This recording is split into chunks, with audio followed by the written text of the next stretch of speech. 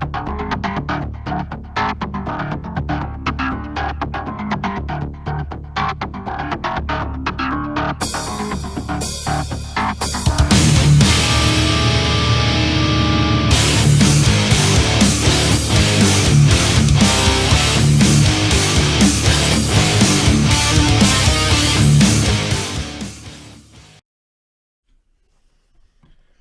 to the Darkstream, Vox Day, voxday.net, and unauthorized.tv.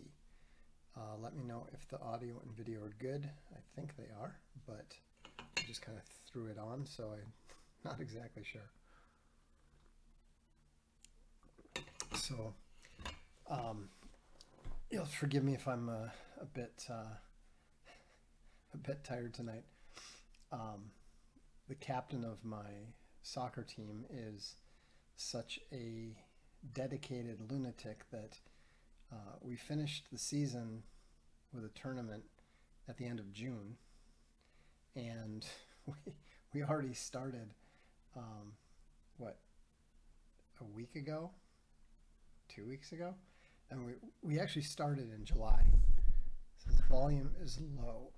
Audio, okay, I'll move the mic a little closer to me. Anyhow, so we're already back at it, which actually, from my perspective, is good. You know, the older you are, the more that you continue, the better. So it's kind of interesting, though. You like to think, you know, I'm just one of the guys, just doing my thing, but you're getting older when you do something stupid and step on the ball, fall down rather conclusively, and instead of laughing at you, everybody's quiet. Like, I'm fine. But it's kind of amusing as you get older, because when you're younger, not getting laughed at is pretty much the goal. Getting laughed at is the worst thing ever,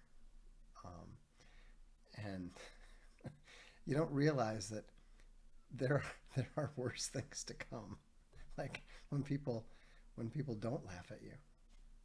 So anyhow, I was fine. I'm fine. Not a big deal. But there's some riots going on in England, if you can believe it.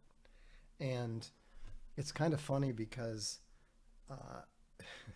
Keir Starmer, the Irish Jewish, he's not actually Jewish, but he's married to a Jewish woman, and he's raising his children in the Judaic faith. So he's not English, he's not Christian, and yet he's leading the historically English Christian country. Hooray for democracy. So what's kind of funny is that he's actually gotten into a pissing match with Elon Musk, of all people. And so I thought it was interesting to point out this is what he was upset about. Musk approved a meme that has a Muslim crying, holding a large blade, saying, "Allahu Snakbar, kill the infidels." And the British police smugly say, "We are here to protect you." And then you've got a middle-aged British guy who says, "I just said I don't want my children to get stabbed. You are going to jail, you Nazi." And of course, they're trying to say that, well, that's not entirely accurate. That's not entirely accurate. And it's just absurd, because they've been saying for decades that immigration is good for the economy, and it's not. It's not even remotely good for the economy. It's a complete, utter, and total lie. Plus, if you look at the economic and demographic data for the United States, what you can see is that most immigrants from most non-European countries are a serious and significant net negative. They take out way more than they pay in taxes. It's not even close. And so the whole system cannot survive. One of the reasons that the U.S. economy is no longer the driving force that it used to be is because the demographics of the United States have changed entirely. And now there's massive populations, tens of millions of people who are, from an economic perspective, net negative. They're not good for the economy. They're actually very, very bad for the economy. But, those sort of lies are fine. Those sort of obvious falsehoods that have been pushed by the media, pushed by the government for decades, those are fine. But one meme that exaggerates and yet points to the truth, they want to throw Elon in jail for that. And it's so absurd. I mean, one of the things that these elites, a mistake these elites always make is that they fail to understand that this kind of behavior that they're engaging in is guaranteed to stoke more of the behavior that they claim not to want. Now, maybe they secretly want it. Maybe they secretly want the chaos of a revolution so that they can enact their own revolution. That's possible. Although I don't know why it would be necessary. It's not like they need to disarm the English people. The English people are already essentially disarmed. Not that that stops the people that actually want a revolution. It's not like the Vietnamese were heavily armed. It's not like most of the successful revolutionary forces haven't started with nothing. But I don't really expect a whole lot to come of the riots. I don't think it's going to make a whole lot of change at this point for two reasons. Number one, the riots were almost certainly instigated by the British government. The initial riots in Stockport were begun by men in masks who weren't from the area and that nobody knew who they were. The whole idea that, this was stoked by the far right is total nonsense. Also, I don't think it's an accident that Tommy Robinson made sure that he was out of town when it got started. I don't know to what extent he's genuine, to what extent he's compromised or a gatekeeper.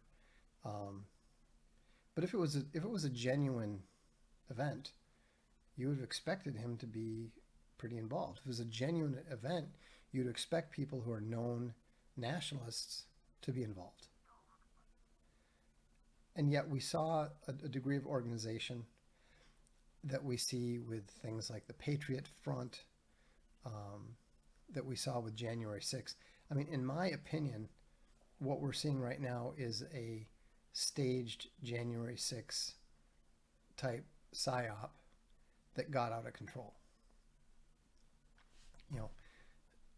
The way that the clown world elite thinks is they always want to control the opposition.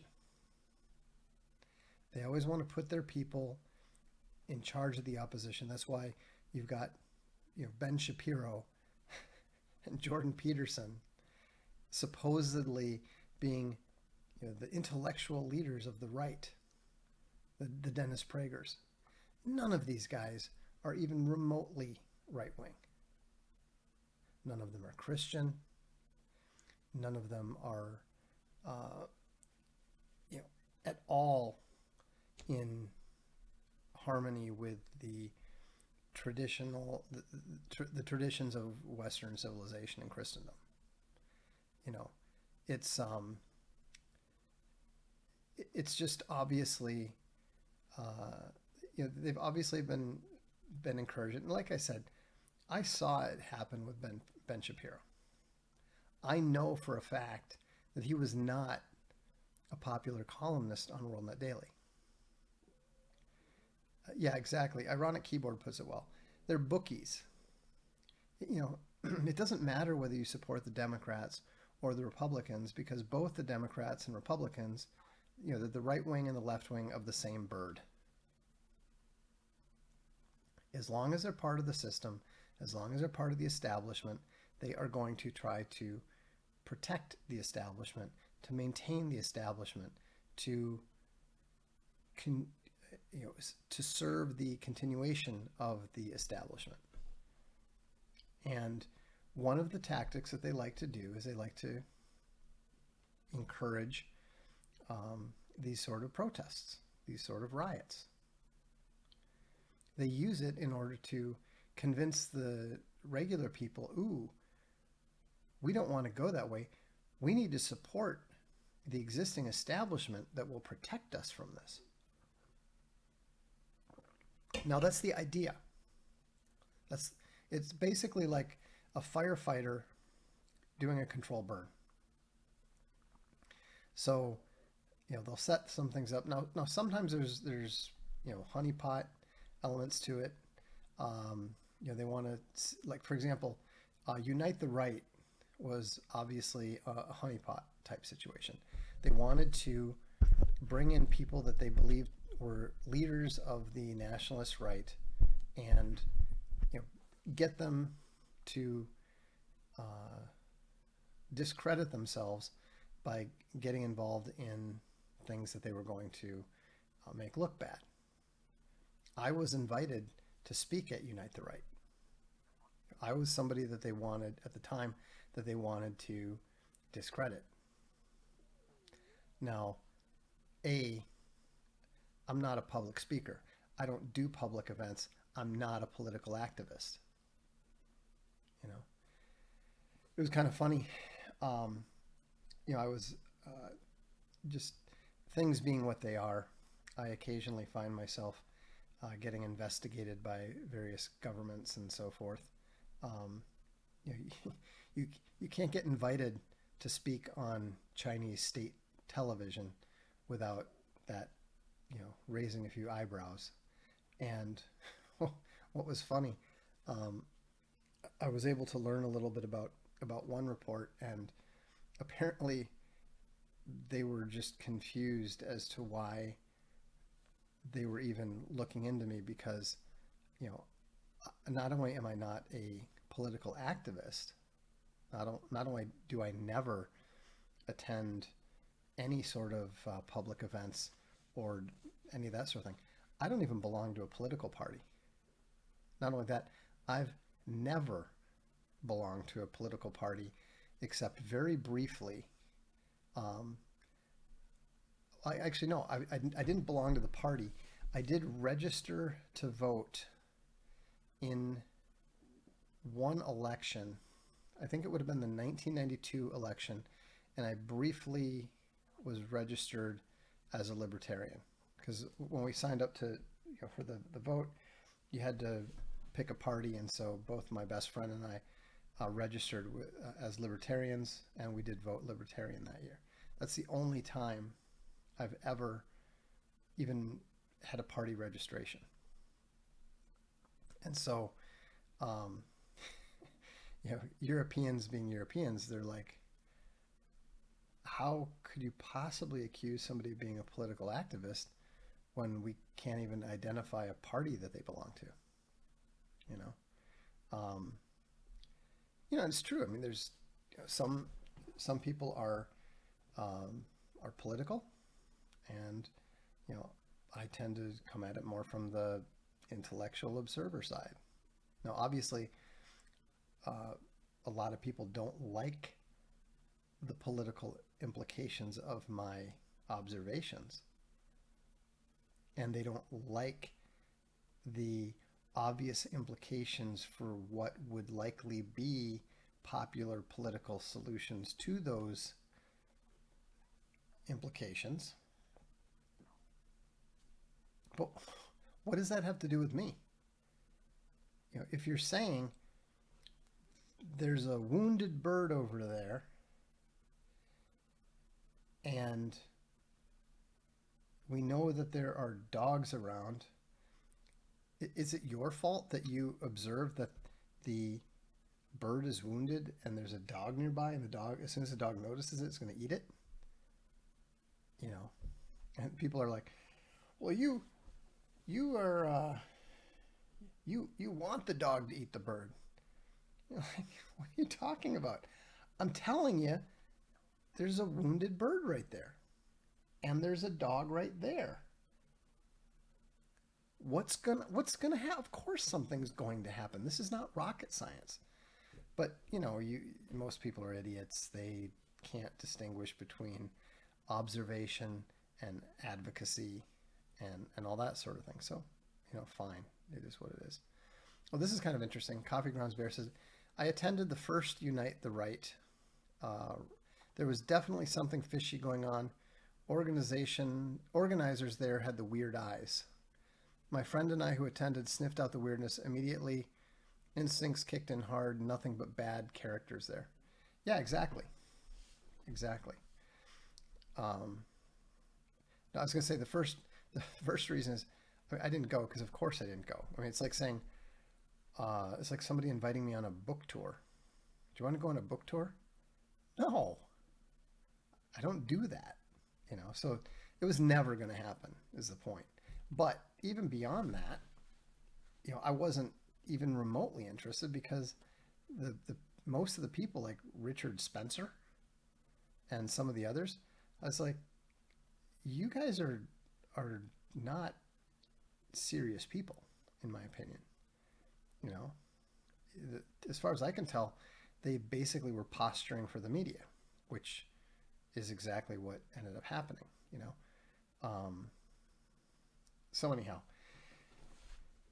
it's important to be careful because there are some genuine grassroots efforts, but when you've got these well-funded things that spring up out of nowhere that all wear matching FBI regulation khakis and carry regulation police riot shields, I mean, it's not genuine.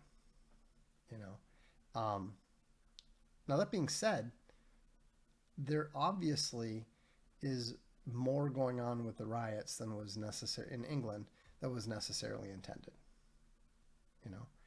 January 6th was something that pretty much went the way they wanted it to go. They got their images of people, storming the gates and all this sort of thing. And then they wrapped it all up and boom, boom, boom, the whole thing was done. End of story.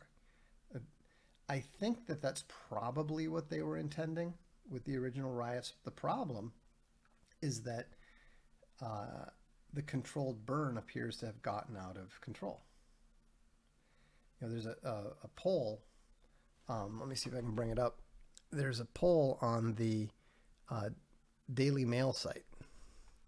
And the Daily Mail is obviously deeply shocked by this whole thing because they can't believe that so many people support the anti-immigration protests. And what's remarkable isn't that a third of the people in Britain support them. The amazing thing is that a third of the people are willing to tell the media that. I think it's probably more like 2/3 of the British people support them, but not everybody's going to say that. Let's see if we can. Here we go. Yeah, so it says, okay.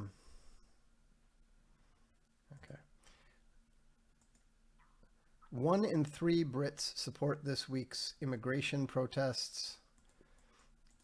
And 1 in 14 backs the rioting too, a shock poll reveals. A quarter of people say Muslims are at least somewhat responsible for the unrest. Well, yes, they're there in England, where they obviously don't belong. The whole idea that a country is nothing but a um, a geographical area where they give out pieces of paper is false. You know, and there's nothing wrong. People say, well, how can you say that? You're an immigrant yourself. Yeah, I am. No question. And there's nothing wrong with very small scale immigration. Nothing at all. But when you're talking about a group, a large group of people that is sufficient to have political power, that is sufficient to change the way that the people who live there want to live, who prevent the native people from living how they want to live, that's wrong. That's literally the same sort of colonization that we've been taught since we were children was a bad thing. Why is the colonization of England by Pakistanis and Indians and Jamaicans and whoever else, why is that a good thing if the colonization of India by the British was a bad thing? Is it just a hoo-hoo? I submit that both are bad. And of course, as an American Indian, my position on this is pretty strong. It's always amusing when I'm described as a white supremacist, whereas I am quite literally a red reservationist who supports every single platform of the American Indian movement. And so it's kind of funny. They never want to cite that. I tell them, look, if you want to complain about me, complain about that. The federal government is not a big fan of AIM. I can tell you that. If you're not aware, the American Indian movement it's a thing that really got going in the Midwest, in Minnesota, and it's pretty strong, occasionally radical advocacy for the American Indian. And so, and like I tell people, if you are white, you're the Indian now. All of the weapons that they're using against you, calling you racist because you want to defend your culture, right? All of that was used against the American Indian first. It was the word racism was literally coined by a American Civil War general who was attempting to destroy the American Indian culture and language and society. Now, he was, like a lot of people, thought he was a do-gooder. He thought he was doing them a favor by trying to turn them into ersatz white people. And the thing is, can you succeed with that? Well, yes. If you marry them to enough white people, and then you get people like me and my brothers, It's always funny because, as I like to point out to people, it's only people on the internet who ever doubt my background. I'm pretty well known, right? I was a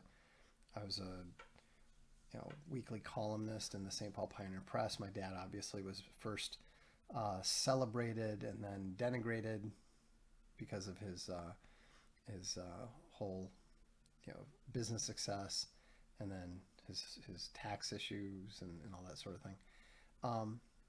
But it's always funny to me that I'm like, go ahead, go find somebody who knows me and my family and and tell me that I'm wrong. Of course, nobody does because I look like my dad.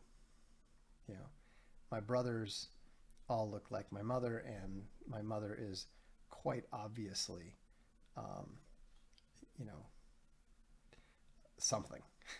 you know, and you know, part of, and that's one of the complications when you are multiracial is sometimes people don't talk about things.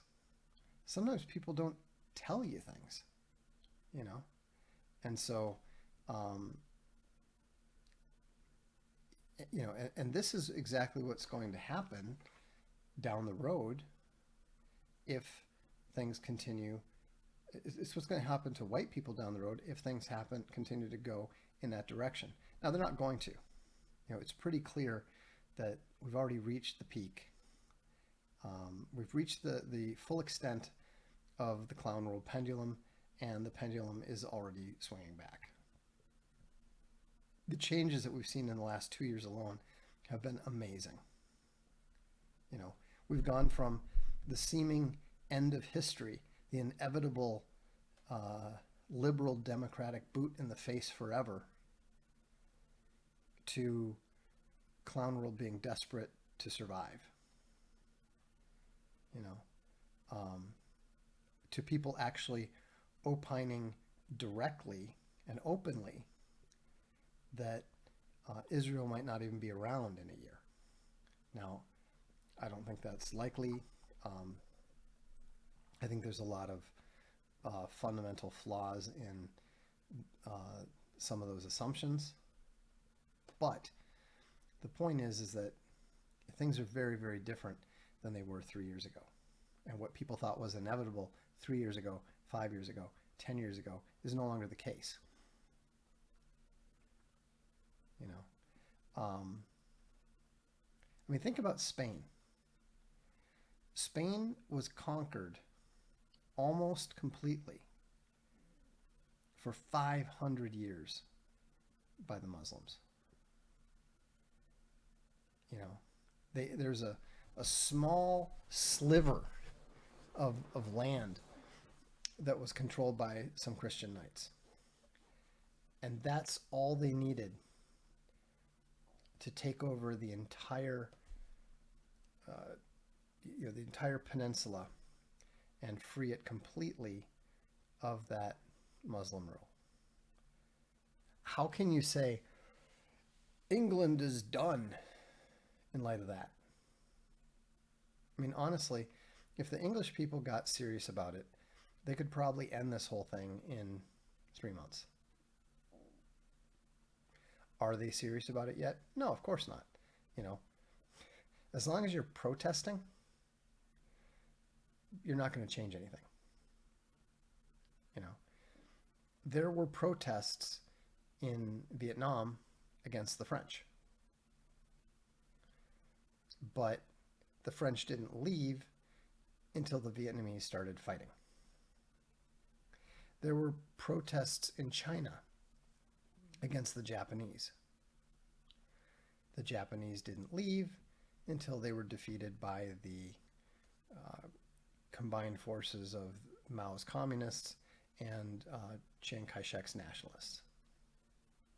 You know, it will happen eventually. You know, England will be free again.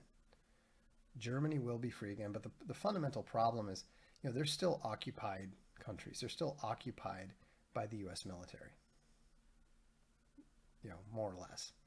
And, you know, it's not, they're not, the nations, the European nations are probably not going to be free until the U.S. breaks up in the 2033 timeframe.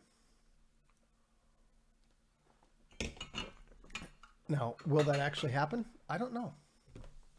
I don't know. I'm just observing, and that 2033 or so date looks a lot more likely and a lot less insane now than it did back in 2004 when I first made it publicly. Now, obviously, I believe that prior to 2004.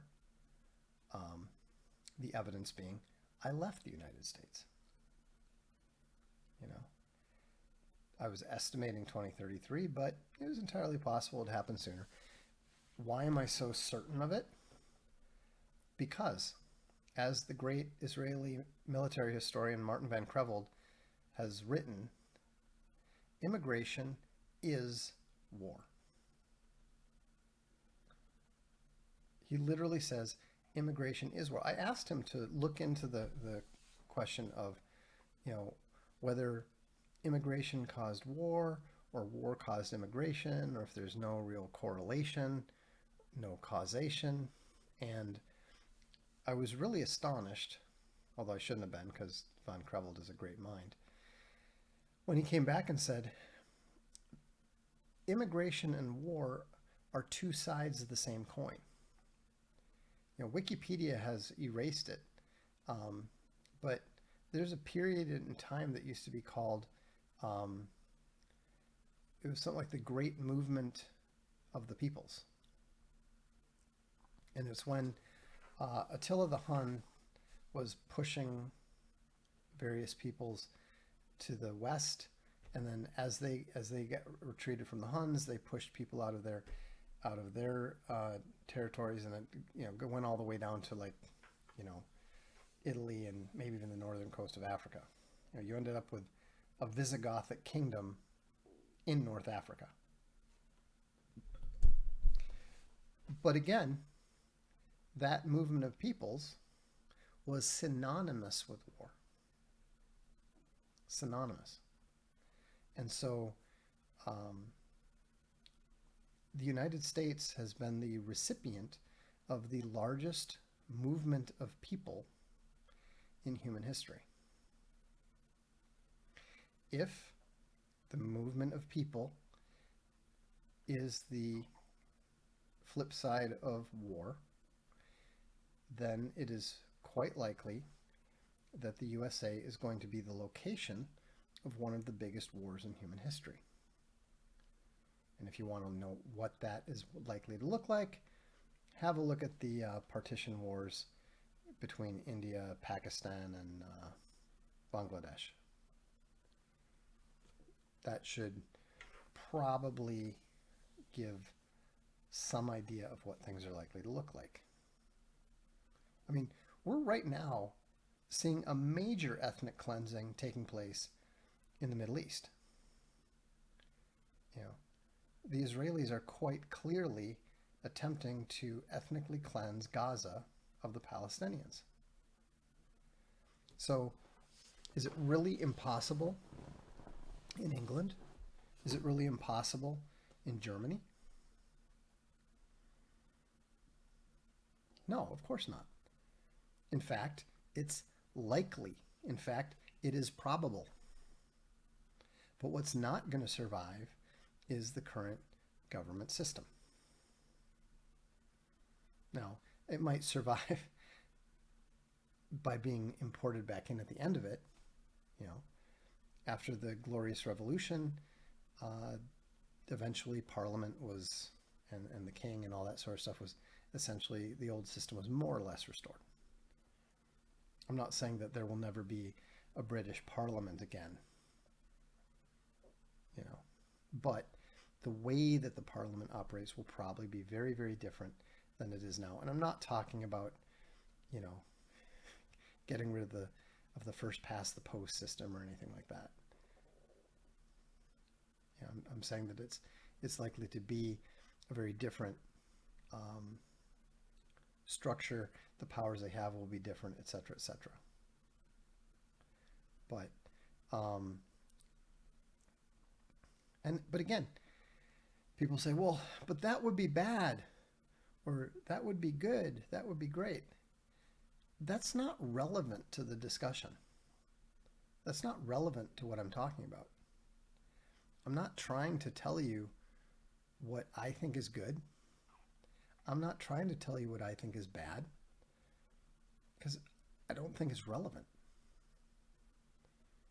What I'm interested in discussing and analyzing and observing and and contemplating is, what is actually happening? What is actually likely to happen?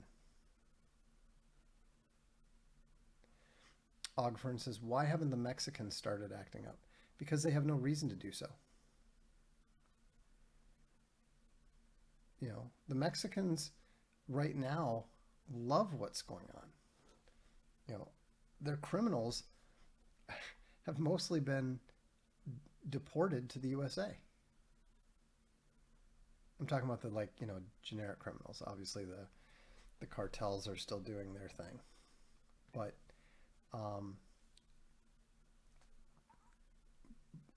you know, there are answers to these problems, but most people don't like the answers to the problems. Trump's not going to solve it. You know, anyone who talks about, well, what we're opposed to is illegal immigration. You know, as long as it's legal, I'm all for it. That is the single dumbest position that you can possibly take. If you tell me that you're against illegal immigration but for legal immigration, I will tell you that you're retarded. You're absolutely retarded. All legal immigration can be made illegal, and all illegal immigration can be made legal in both cases like that. You know? It happens all the time. You know, if you are a paper citizen, then your government can rip up your paper at any time. It has happened. It will happen. You know? Get Along Home says, I honestly don't think our people have the stomach to put a stop to it. Too brainwashed. That's because you're too brainwashed. And the people that you know are too brainwashed. You know, it's all about the social mood. People find things totally unthinkable and then they flip. Do you think that anyone in the lead up to World War I would have said, you know, I mean, what they would have said is, I honestly don't think our people have the stomach to go to war. You know, and they didn't until they did. You know,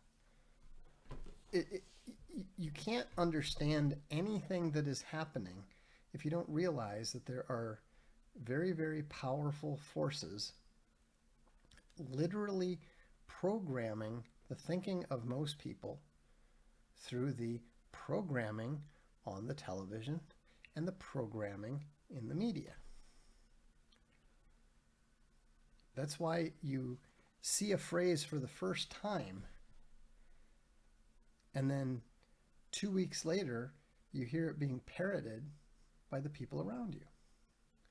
Now that works to a point. But eventually, what does tend to overwhelm that, and this is why they're always so terrified of it, is when people's emotions get involved. So, Ogfern says, I meant Mexicans in the U.S. No, I understood that. I just got sidetracked. But I didn't cover that. I said Mexicans in the U.S. aren't acting up in general because they have no reason to. They get lots of money for doing nothing. Somebody found a receipt for a new American. Don't know if they were illegal or not, but basically they had they were given $20,000 in food stamps and digital cash. Basically, it was like they had a debit card, and on their receipt it showed that they had $13,000 left on their food stamps and $4,000 and change left on their just spending money. What is what does acting up even mean? You cross the border, you show up, you get your free money card, and then you have a good time and you spend it. That's what they're doing.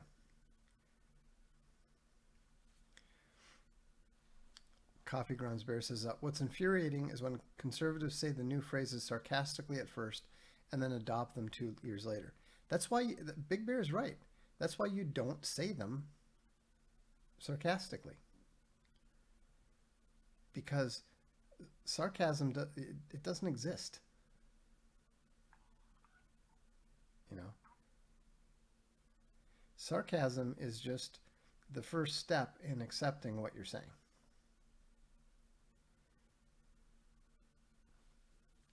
You know? So, anyhow, but again, this isn't a black pill. We're just talking about reality. The USA is not going to survive as a political entity. It can't. It's too big. It's too fragmented. It's too broke. Understand that. Accept that. Swedish Trash Panda. Government says, we cannot do anything.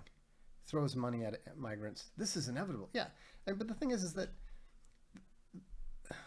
the more you lie, the more you talk nonsense, the less able you are to perform your functions. Okay? I mean, look at how frightened the UK establishment is right now, and nobody is doing anything at all. Nobody in England is doing anything at all yet. Will they eventually? History suggests probably at some point. You know? But it's not now. Yeah, that's why I haven't written much about the riots or the protests. I don't consider them significant. I consider this basically the UK's January 6th, getting a little bit out of control. Will probably die down in another few days. A couple hundred people will go to a couple hundred normal people will go to jail, and a couple hundred actual criminals will be released to make space for them, and nothing will change yet. But it will change. It absolutely will change. There's all kinds of X factors out there. You know, I mean, just yesterday or 2 days ago, it came out that Russia's defense minister actually called the the U.S. equivalent, the Lloyd Austin, what's his position specifically? Not Department of Defense. They called the head guy of the Department of Defense and said, you need to call off this assassination attempt on Putin and myself, or we're going to literally take out Kiev and other countries. In other words, there might not have, if things had gone a little bit differently, if Lloyd Austin hadn't had the wisdom to take the threat seriously and tell the Ukrainians to knock it off, there might not have been a London to protest.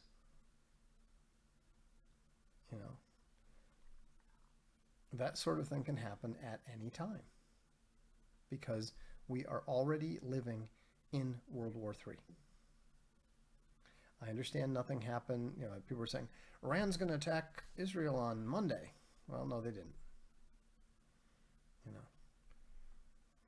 Personally, I think that Iran and Hezbollah are waiting for Israel to attack them.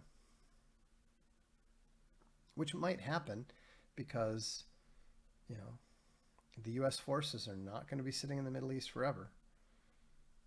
They're not going to leave 4 carriers, you know, parked offshore forever. So you got to use it or you're going to lose it. Sam Freeman said, USA was never supposed to operate in its current form. That's true. Civil War obliterated the 10th Amendment. Exactly. I mean, I've always said that, you know, America essentially ended in 1865. You know, and most of the soldiers were not even U.S. citizens. They were all new immigrants, weaponized against the American South. Hometown insights into Minnesota governor VP candidate. None whatsoever. I've heard nothing good of him. No one in Minnesota really respects him. You know, he successfully managed to get past the disaster of the Floyd riots, mostly because it was so obvious that Jacob Frey, the mayor of Minneapolis, was responsible. I mean, Frey's over-the-top theatrics. I mean, you should have seen him. He was like just weeping and on his knees before the coffin of George Floyd. It was just the most cringeworthy thing you'd ever seen a politician do. Completely destroyed his political career, as far as I can tell. But because Frey's meltdown was so complete, Waltz didn't really take much of a hit for it. And honestly, I mean, what was he going to do? He could have sent in the National Guard, but what would be the point? OG Fern asks, Russia is the wild card? No, Russia is a wild card. China is the big one. You know, China is the biggest economy in the world by far, the biggest military in the world, or most powerful military in the world, not counting nukes. You know, yes, the U.S. has more warships. Yes, the U.S. probably has, you know, the better warships and could win a battle or 3, and then Chinese production would swamp it. So anyhow, my battery's running out, so I'm going to bring this stream to a close. I hope it's been useful and interesting. And just so you know, on Friday at 7 p.m. Eastern, 4 p.m. West Coast, I'm going to be doing I'm going to be going into the Gamma's Den, and I'm going to be doing an Ask Me Anything at the Gamma Secret Kings subreddit on Reddit. So if you've got questions for me, if you want to see how I deal with the Gammas and their loaded questions, or if you just want to laugh at Gammas, you're welcome to come by. I'm Box Day, and this is the Darkstream.